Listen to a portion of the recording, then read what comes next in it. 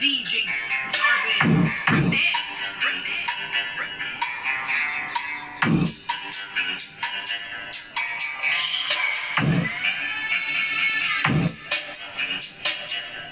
Okay mga bossing, no? So ngayon ay papakita ko sa inyo yung connection natin sa ating ZK TB21 gamit yung ating tatlong speaker. Yan, no?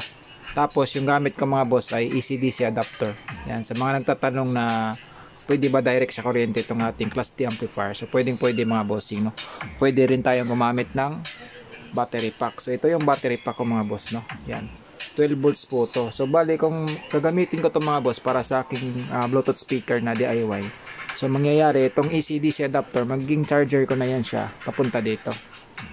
Yan, in, ito yung out. So pwede siya. So ngayon ay walang battery. So direct lang tayo sa AC/DC adapter natin yan. So yung connection mga boss, sa mga nagtatanong kung anong bagay na speaker dito sa ating ZK TB21.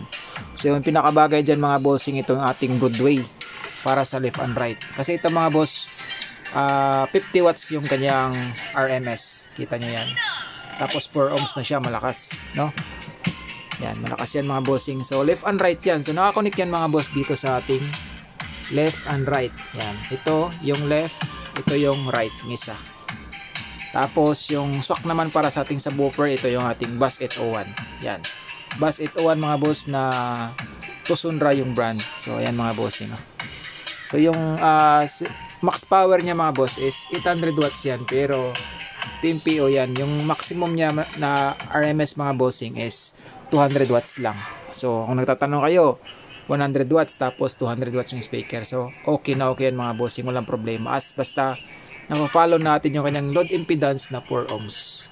So ito mga boss, 4 ohms. So pwede dito sa ating TB21 kasi yung 100 watts na ibibigay niya is kakainin lang dito ng ating speaker. Yan. So since 200 yan, 100 yung nilalabas niya na power dito. So walang problema sa speaker natin. As long as i-follow nyo yung load impedance mga bossing, no?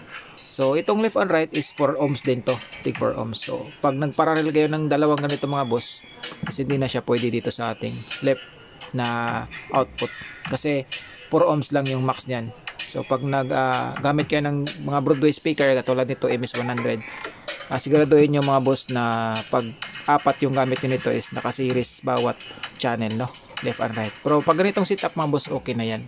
Ganyan lang. So mag-add lang kayo ng tweeter dito, parallel yung tweeter dito sa Broadway natin is pwede mga boss, walang problema. So yan. So sana nasundan yung mga boss. Yung connection ng ating sub is nandyan lang mga boss. Yan. Sa buffer. Yung S sa buffer po yan. Ito yung nakaload.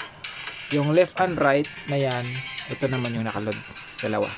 Okay? So yan mga bossing, no? So try natin. Lakas mga boss. Yan. So naka-bluetooth yan mga bossing, ha? Naka-bluetooth yan.